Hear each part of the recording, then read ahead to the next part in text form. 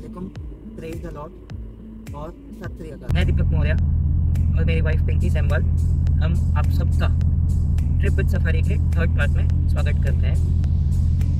तो trip with safari के first part में हम गए थे सिनाई डैम, फिर सेकेंड पार्ट के लिए हम गए थे हरसिद्धि माता मंदिर और आज हम तीसरे पार्ट के लिए जाएंगे टपर डैम, जो कि चिरई रिवर पे बना हुआ है। टपर डैम जो है वो अंजार तालुका में सिचुएट करता है और ये ऑलमोस्ट गांधीधाम जहाँ पे हम रहते हैं हमारे घर से कुछ 25 to 30 किलोमीटर के डिस्टेंस पे है। एक और चीज़ मैं आपको बताऊँ कि जो गांधीधाम हमारा जो तालुका है ये कच्छ डिस्ट्रिक्ट में सिचुएट करता है और जो कच्छ डिस्ट्रिक्ट है वो इंडिया का सबसे लार्जेस्ट डिस्ट्रिक्ट है। मतलब हरियाणा और केरला जितना उनका जो एरिया है ना उतना एरिया कच्छ का भी है। ठीक, तो आज हम लोग दो डिश बनाएंगे। वो एक पंजाबी डिश है, मतलब पंजाबी नाश्ता डिश है, उसको हम बोलते हैं छोले कुलचे। और आज आप विष्णु भगवान के कौन से अवतार के बारे में बताएंगे? क्यों जानने की इच्छा हो रही है? हाँ, तो विष्णु भगवान की तो फर्स्ट पार्ट में हमने बात की थी मत्स्य अवतार की, सेकंड पार्ट में हमने बात की थी कूर्म अवतार की और तीसरे पार्ट में विष्णु भगवान का जो तीसरा अवतार है वराह अवतार, उसके बारे में हम बात करेंगे। जो वराह अवतार है, एक्चुअली वराह का मतलब क्या होता है मैं आपको बताऊं। जैसे हमारे देसी लैंग्वेज में हम उसको बोलते हैं सुअर, है ना। तो विष्णु भगवान ने उनका भी रूप लिया हुआ था। अच्छा, हम जहाँ पे रहते हैं ना कच्छ गांधीधाम में, है ना, तो यहाँ पे कच्ची पीपल्स है, तो कच्ची लोग, तो कच्ची में सुअर को भूंडर बोलते हैं। तो मतलब ऐसे कभी भी किसी को भी ऐसे मस्ती वस्ती में जैसे हम किसी को बोल रहे हैं तो हम सुअर बोलते हैं, है ना। तो विष्णु भगवान ने वो अवतार भी लिया था और हम ये अवतार लेके वापस उन्होंने दिखाया था कि कोई भी अवतार छोटा बड़ा या फिर अच्छा या खराब नहीं होता, ये हमारे नज़रिए पे डिपेंड करता है। तो विष्णु भगवान को क्यों वरा अवतार लेने की जरूरत पड़ी थी, ये इसके बारे में हम बात करेंगे तीसरे पार्ट में। तो छोले कुलचे विथ वरा अवतार। तो वरा अवतार की जो कहानी है वो भी हम ऋषि कश्यप से ही स्टार्ट करेंगे, जैसे हमने मत्स्य अवतार से किया था। ऋषि कश्यप के बारे में जैसे हमने बात की थी कि ऋषि कश्यप की टोटल 13 वाइफ्स थी, 13 बीवियाँ थी उनकी, 13 वाइफ्स, और मेरी तो सिर्फ एक ही वाइफ है, 31 भी 26 के बराबर ही है। तो उनकी जो पहली पत्नी थी माता अदिति, उनके जो पुत्र थे मनु, जो देवता प्रवृत्ति के थे, वो काफ़ी अच्छे थे। वो मनुष्यों के बारे में सोचते थे, प्रकृति के लिए सोचते थे। ये राजा मनु की वाइफ कौन है और उनका आगे क्या हुआ? अच्छा, क्वेश्चन पूछा हमें तो जवाब तो देना पड़ेगा। राजा मनु की जो वाइफ थी वो थी शत्रुपा, रानी शत्रुपा। इनका वापस से पुनर्जन्म हुआ त्रेता युग में राजा दशरथ और माता कौशल्या के रूप में, जिनके पुत्र हुए श्री राम। ऋषि कश्यप की दूसरी पत्नी माता अदिति, ठीक है, जिनमें दानव प्रवृत्ति था। तब अगर माँ में ही दानव प्रवृत्ति होगा तो बच्चे भी दानव प्रवृत्ति वाले ही होंगे। तो जैसे हमने देखा था कि माता अदिति के जो पहले पुत्र दानव हैग्रीव का वध भगवान विष्णु के पहले अवतार मत्स्य अवतार ने किया था। फिर उनमें बदले की भावना जाग उठी और उस बदले की भावना में उन्होंने अपने दूसरे पुत्र कालकेतु को भी झोंक दिया। कालकेतु के वध में भी भगवान विष्णु का ही हाथ था, ठीक है, जिसको हमने कूर्म अवतार की कहानी में सुना था। फिर माता अदिति का ये जो बदले की भावना थी ये कम नहीं हुई, ये और बढ़ती गई। और हुआ क्या कि इसके बाद उनके दो जुड़े हुए बच्चे हुए, हिरण्याक्ष और हिरण्यकशिपु, जिसको आप सब लोग हिरण्यकश्यप के नाम से भी जानते होंगे, बट हिरण्याक्ष और हिरण्यकशिपु हम उनको बोलते हैं। तो वरा अवतार की कहानी, जो वरा अवतार है, भगवान विष्णु ने जो वरा अवतार लिया था वो माता अदिति के जो तीसरे पुत्र है हिरण्याक्ष, इनका वध करने के लिए लिया था। और हिरण्यकशिपु की जो कहानी है ये हम अगले पार्ट में सुनेंगे, ठीक है। इनका भी वध भगवान विष्णु के ही द्वारा हुआ था। ये हिरण्याक्ष और हिरण्यकशिपु का भी पुनर्जन्म है क्या कोई? तो दूसरा सवाल वापस से पूछा गया हमसे, दूसरा ही पूछा गया ना, दूसरा पूछा गया। चलो, अगर आपने सवाल पूछा है तो हम जवाब देंगे। जी हाँ, हिरण्याक्ष और हिरण्यकशिपु की जो कहानी है वो भी पुनर्जन्म की ही कहानी है। इनकी कहानी मैं आप सबको बताऊंगा, बट इससे पहले देखो हम टपर डैम पहुंच चुके हैं। कितना मस्त सीन व्यू दिख रहा है यहाँ पे। जो टपर डैम है ये चिरई नदी पे बनी हुई है। चिरई नदी की जो लेंथ है टोटल ये 30 किलोमीटर की लेंथ है, काफी बड़ी नदी है ये। और ये 1975 में बना था, बट अर्थक्वेक 2001 में आया था, तब ये डैम टूट गया था, इसको वापस से रिकंस्ट्रक्ट किया गया था। तो चलो हम पहुंच गए हैं, तो हम लोग वहाँ पे जाएंगे। नीचे कार को आपको यहीं पे पार्क करना पड़ेगा, वहाँ पे चल के हम लोग छोले बनाने के प्रोसेस स्टार्ट करेंगे। कुलचे तो हमारे पास रेडीमेड है, उसको हम लोग सेकेंगे, फिर चेपेंगे और वहीं पे मैं आपको आगे की कहानी बताऊंगा। तो चलिए हम स्टार्ट करते हैं छोले कुलचे की छोले बनाने की तैयारी। उसके लिए हम बारीक बारीक प्याज, टमाटर और अदरक लहसुन कूटेंगे, कद्दूकस कूटेंगे। हाँ। तो हिरण्याक्ष और हिरण्यकशिपु की जो पुनर्जन्म की कहानी है वो इस तरीके से स्टार्ट हुई थी कि भगवान विष्णु वैकुंठ में रहते थे और उनके वैकुंठ के दो द्वारपाल थे, जय और विजय। जय और विजय में घमंड आ गया था कि वो भगवान विष्णु के द्वारपाल हैं, इनसे पूछे बगैर, इनके परमिशन के बगैर भगवान विष्णु से कोई भी नहीं मिल सकता।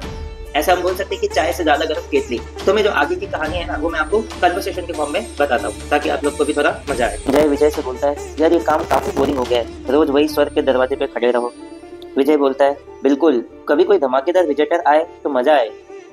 जय बोलता है, यार वो ऋषि लोग तो बोर कर देते, तपस्या मोक्ष कुछ और बात करते ही नहीं। इतने में वहां पे सनकादिक ऋषि आए। सनकादिक ऋषि जय और विजय से बोलते हैं, हमें प्रभु विष्णु से मिलना है। जय बोलता है, sorry boss, no entry without appointment. Sanakadik ऋषि बोलते हैं, अपॉइंटमेंट? वैकुंठ में कब से ये सिस्टम चालू हो गया भाई? विजय बोलता है, न्यू रूल्स रिसीवर, अब तो कैलेंडर भी फुल है, नेक्स्ट स्लॉट 5 युग के बाद मिलेगा। सनकादिक ऋषि बोलते हैं, ये दरवाजे खोलते हो या नहीं? जय बोलता है, ये वैकुंठ है, मॉल का एंट्री नहीं, चिल करने आए हो तो बीच पे जाओ। सनकादिक ऋषि बोलते हैं, तुम्हें पता है हम कौन है? हम कभी गुस्सा नहीं होते, बट तुम दोनों की एटीट्यूड देख के लगता है थोड़ा शराब थेरेपी देना पड़ेगा तुम दोनों को। जय हंसते हुए बोलता है, आपका एंगर मैनेजमेंट के क्लास कौन सा है रिसीवर? विजय भी हंसते हुए बोलता है, हाँ एक शराब का डिस्काउंट कूपन मिलेगा क्या? ऋषियों ने शराब दिया कि जय और विजय 3 जन्मों तक असुर योनि में जन्म लेंगे, अब जाके दुनिया में दिखाओ अपनी एटीट्यूड। जय और विजय शॉक हो गए, इतनी बड़ी पनिशमेंट? अरे हम तो सिर्फ मजाक कर रहे थे। सनकादिक ऋषि बोले, अब समझ आएगा कर्म का फल। जय और विजय एकदम शॉक हो गए। वो भगवान विष्णु के पास भागते भागते गए और उन्होंने उनसे कहा कि ये सनकादिक ऋषियों ने हमें श्राप दे दिया है, हम तो सिर्फ उनके साथ थोड़ा चिल कर रहे थे। भगवान विष्णु ने फिर भी सनकादिक ऋषियों से पूछा कि इन्हें मुक्ति कैसे मिलेगी। तब सनकादिक ऋषियों ने भगवान विष्णु से कहा कि इनका जो पहला जन्म होगा वो हिरण्यकश्यप और हिरण्याक्ष के रूप में होगा, जिनका वध आपके वराह अवतार और नरसिम्हा अवतार के थ्रू हो। फिर त्रेता युग में इनका पुनर्जन्म रावण और कुंभकर्ण के रूप में होगा और इनका वध आपके श्री राम रूप के थ्रू होगा। फिर द्वापर युग में इनका लास्ट पुनर्जन्म होगा, जिसमें ये कंस और शिशुपाल दानव बनेंगे और इनका वध भी आपके श्री कृष्ण रूप के थ्रू होगा। फिर भगवान विष्णु ने कहा, I will take avatars to deal with them, war भी करेंगे और माफी भी मिलेगी, मजा आएगा। तो जो आपने हमें कहानी सुनाई थी कि जय और विजय को श्राप मिला, उसके बाद उनका पहला जन्म हिरण्यक्ष और हिरण्यकश्यप के रूप में हुआ, उसके आगे क्या हुआ? तो हिरण्यक्ष ने अपने माता दीति के बदला पूरा करने के लिए और अपने भाइयों का बदला लेने के लिए भगवान ब्रह्मा से घोर तपस्या की, है ना। काफी हजारों साल तक उन्होंने तप किया और भगवान ब्रह्मा को खुश करके उन्होंने उनसे वरदान मांगा कि आप मुझे अमर कर दो। बट भगवान ब्रह्मा ने कहा कि अमरता का वरदान ऐसे ही किसी को भी नहीं मिलता। तब हिरण्याक्ष ने काफी समझदारी से उन्होंने बोला कि इस पृथ्वी लोक, पाताल लोक और देवता लोक कहीं पे भी ऐसा कोई भी जानवर इंसान ना हो जिससे मेरा मृत्यु हो सके। उन्होंने बकायदा एक एक जानवर, एक एक इंसान का नाम लिया कि बोला जैसे लायन, टाइगर या इंसान या पशु या चिड़िया, ये सब चीज से मेरा वध नहीं हो सके, ऐसा उन्होंने वरदान मांगा। भगवान ब्रह्मा ने उन्हें आशीर्वाद दे दिया कि तुम्हें कोई भी नहीं मार सकता। बट इस जल्दी में उनसे एक जानवर का नाम रह गया, वराह मतलब सुअर, है ना।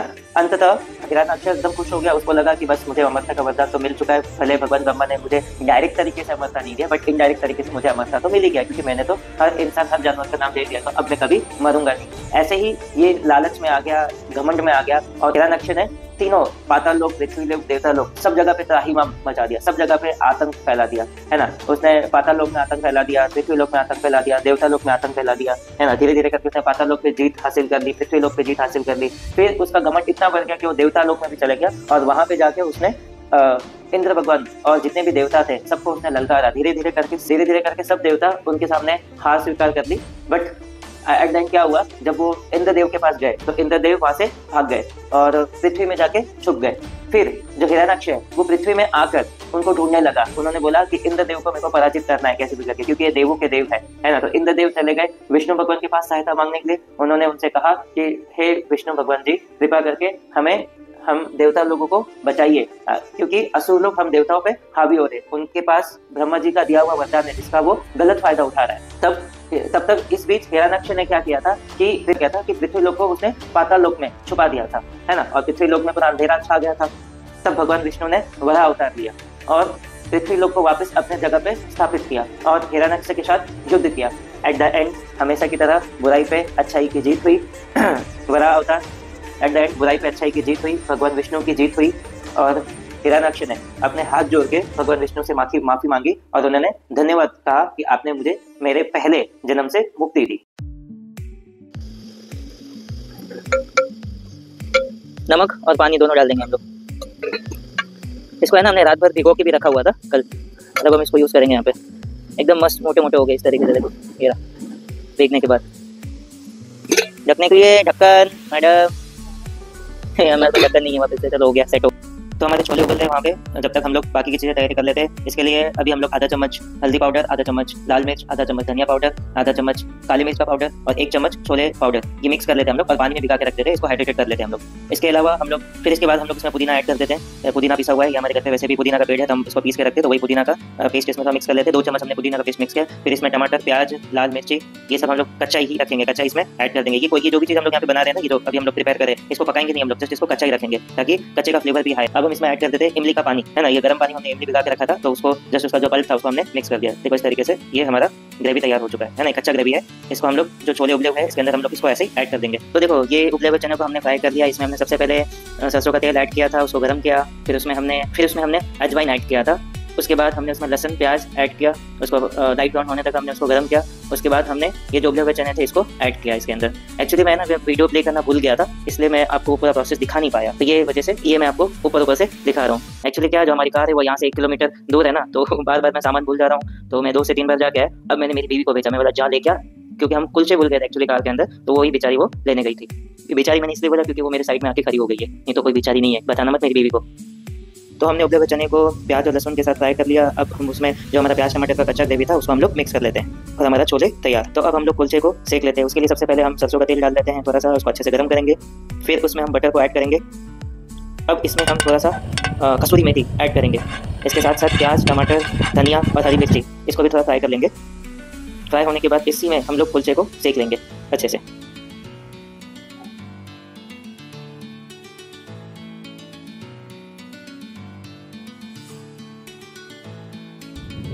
तो छोले कुलचे के छोले प्रिपेयर, कुलचे भी हमने सेक लिया है। सबसे पहले हम लोग डोगी को परोसेंगे छोले कुलचे।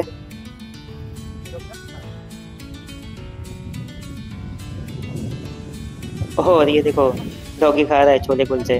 तो अब हम लोग छोले कुलचे खाना स्टार्ट करेंगे। हमने साथ साथ में सैलेड भी बनाया। इस सैलेड के अंदर बीट, टमाटर, गाजर, मूली और एप्पल ये सब है।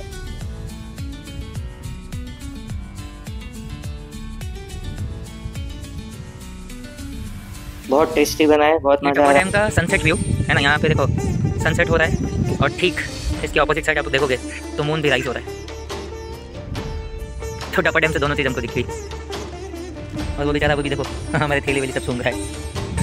कुछ देख जाएंगे इसको। और तो आज की कहानी से हमें ये सीख मिलता है कि सृष्टि और प्रकृति की रक्षा करना हमारा कर्तव्य है। हिरण्याक्ष जैसे राक्षस के रूप में अधर्म और अहंकार का विनाश भगवान ने किया। ये सिखाता है कि अन्याय और बुराई का अंत निश्चित है। भगवान वरा ने संघर्ष कर पृथ्वी को समुद्र पाताल लोक से बाहर निकाला। ये दिखाता है कि धैर्य और परिश्रम से बड़ी समस्या हल की जा सकती है। यह अवतार हमें ये भी सिखाता है कि हमें अपने अंदर आत्मविश्वास और शक्ति का विकास करना चाहिए ताकि जीवन की जो प्रॉब्लम्स है उसको हम लोग सॉल्व कर सके। जब भी जीवन में मुश्किलें आए, जब भी जीवन में प्रॉब्लम्स आए, ईश्वर पर, भगवान पर विश्वास रखे और धर्म, सत्य व न्याय के मार्ग पर चले।